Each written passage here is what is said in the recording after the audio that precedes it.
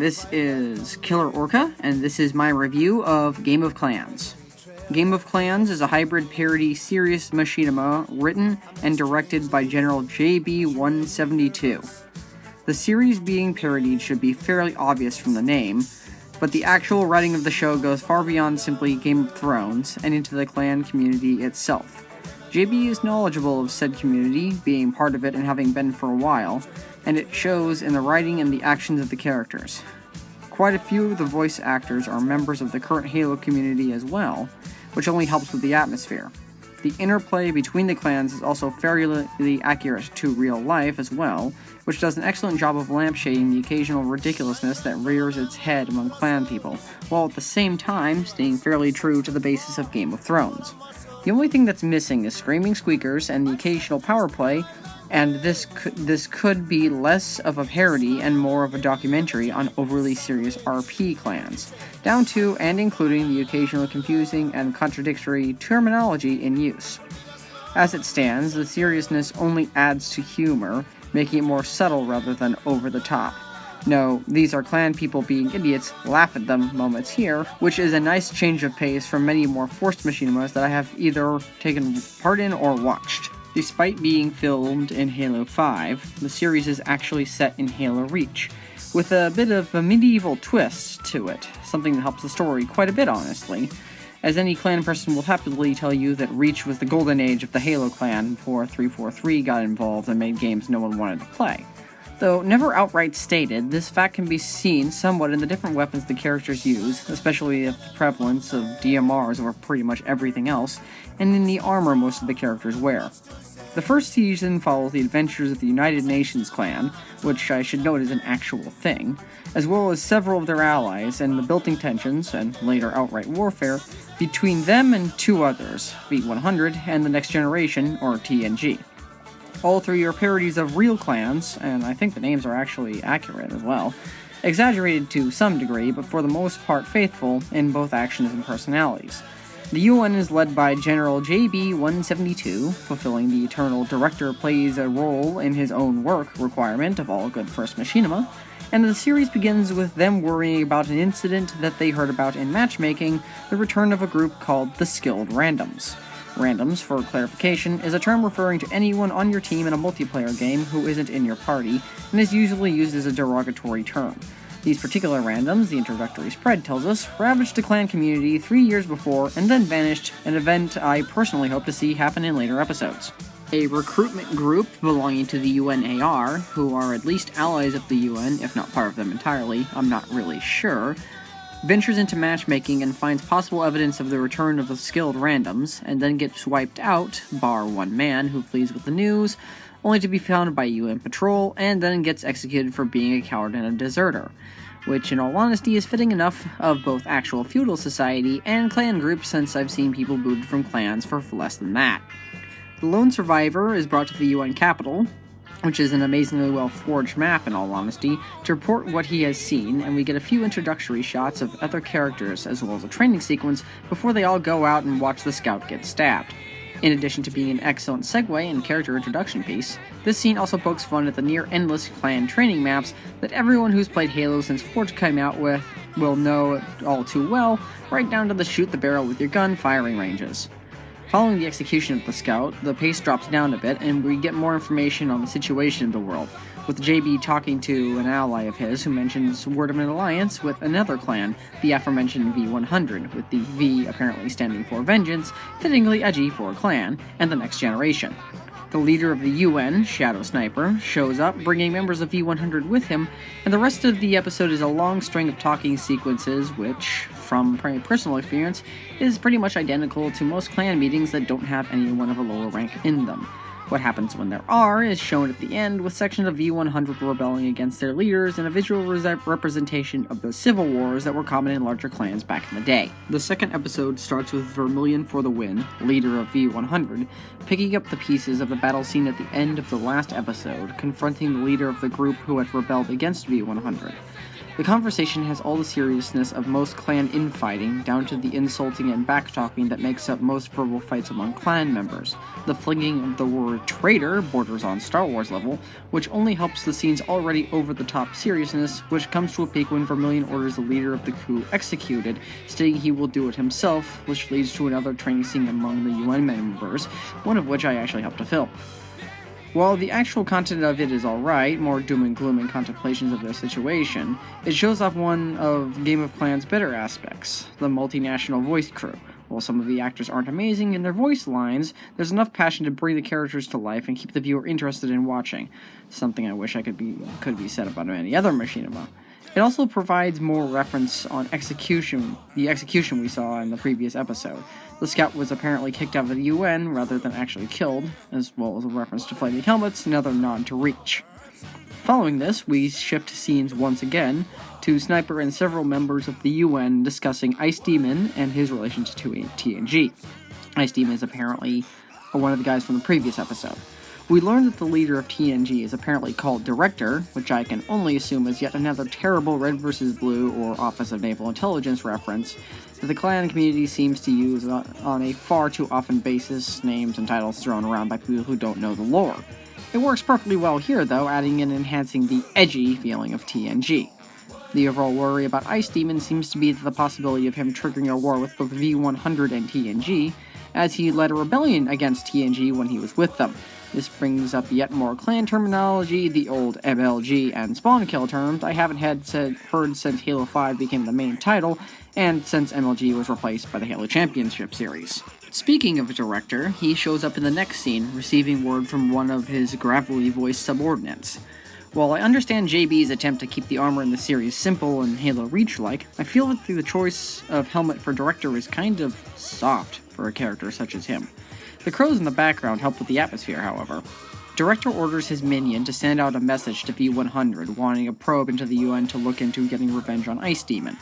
We cut to a squad of what I can only assume are special operations troops, judging by their black coloration, who we see muttering amongst themselves about V100 and TNG.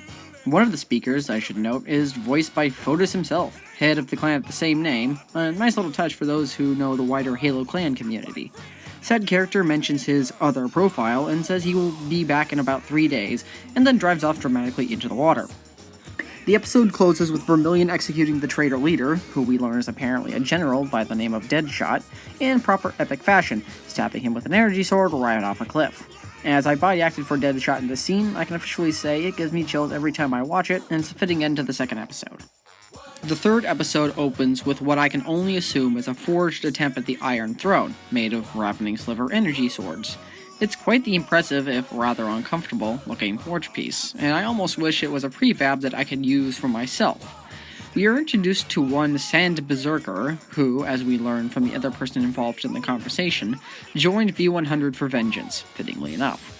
Berserker comments that the other speaker should visit his Assassination Tower game, a mode any Reach clan member would instantly recognize from its infamy, especially with Berserker's comment about girls, and it passes on to what I can only describe as a Halo-fied version of the "we are not so different, you and I" speech, mixed with some baited threats. It's very dark, and I like it. We cut back to Ice Demon, and we find that the ally from earlier in the series, apparently named Overlord, fittingly so, honestly, who states that the former is not to enter a game without a UN National Guard bodyguard with him at all times.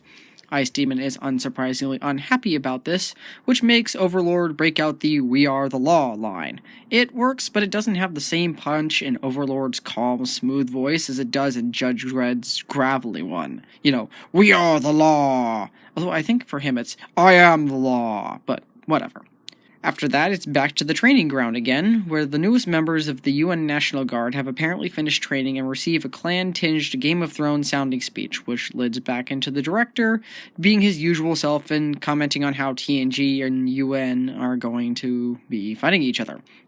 Well, I think this was supposed to be a very grim realization. It's kind of obvious, simply because that's just how clans are. The rest of the episode follows this same kind of pattern. The latter half is a bunch of talking scenes showing the plans and counterplans of the two sides, the worries UN has about TNG and V100 plotting against them, and the plots of those two clans taking shape until Director shows up at the UN command stating he wants Ice Demon out of the UN, or he'll break off the alliance. Unsurprisingly, it ends in gunfire. The fight scene itself is somewhat overdramatic and a little bit forced. I understand the reasoning behind it, but it throws the feeling that this is a game out the window, especially about halfway through when several UN guards rush in and simply stand still to get shot. It feels less like an actual fight and more like a staged piece. The non-Halo sound effects also detract from it. TNG eventually retreats, but the situation has become grim. War has come, and the UN goes on its guard. The final episode of the season kicks off with preparations for war. JB and DW discuss DW's place in the clan, and later complaining about wearing National Guard armor, what I believe is a poke at the mercenary players who are part of clans but not really part of them. As I was one such player several times over, I understand DW's annoyance at needing to wear that specific armor set. DW's joke about not wearing any armor is one of the better ones in the series so far, honestly, as well. There's also mention of clan raids and snipers and how they're on a particular map, something any clan member will know and either love or hate. Clan raids, of course, being such an intricate part of the community, and the eternally hated sniper rifle camping prevalent in many of the maps. DW is not wrong in this particular case. A good defense plan is pretty much unneeded if you have a sniper in a high spot with plenty of ammo. And then Fotis shows up again, with all three discussing how DW dealt with clan spies, yet another clan staple, how I have no idea, considering spying is pretty much impossible online, and a comment on the structure of Firebase Charlie. Apparently the map maker wasn't all that good. The front gate is apparently the weakest part of the structure, capable of being beaten down by a warthog. Something tells me no one would be using his maps for official raids. Next, we jump back to V100's camp, complete with horse and people sound effects, and a discussion between Vermilion and Frostbite, his second-in-command. Frostbite notes that the allies of V100 want them to assist TNG in the assault on the UN, while Vermilion thinks it's stupid and that they shouldn't. This conversation itself is pretty dramatic, with discussions of fear and the duties of a clan leader, but I honestly can't really focus too well on it because of the really awesomely forged tactical table they stand next to. One thing is for sure, Game of Clans has some seriously good forgers behind it. And once again, back to the UN, with JB and Overlord and Shadow Sniper discussing the impending invasion. More of Fotis' impressive voice work here, which honestly kind of messes with the scene, for me. The quality of the acting jumps between moderate for most of the actors to near professional for Fotis, and then back again, causing a bit of an odd distortion in the flow of the conversation. The actual subject matter doesn't help either, with a rapid whiplash between clan and fiction in less than 30 seconds, going from discussing the monarchy of Halo to the fact that Director teabags his enemies alive. How that is a thing, I have no clue, and a mention of the Lord of Halo, whoever that is. Personally, I like to think it's John 117 himself, but who knows. Fotis mentions foes beyond Forge World, and JB comments that that will have to be a problem for the future. And as with the last episode, this one ends in gunfire. V100 slaughters some people within their own ranks, I think, and their force approaches the wall of Firebase Charlie. DW comments they're outnumbered 5-1. How that works in innate V8 gate mode, I have no clue, and the season ends with the approach of quite a few warthogs, with no one on the gunner seats. A minor nitpick, I know, and probably done for effect, but, well, it seems odd to me. The very final scene is a memorial tag to one now or never, which means nothing to me until JB explained it. Apparently he was a clan leader who died in real life. So, a nice touching way to end the first season. Overall, the show is impressively well done for a first Machinima.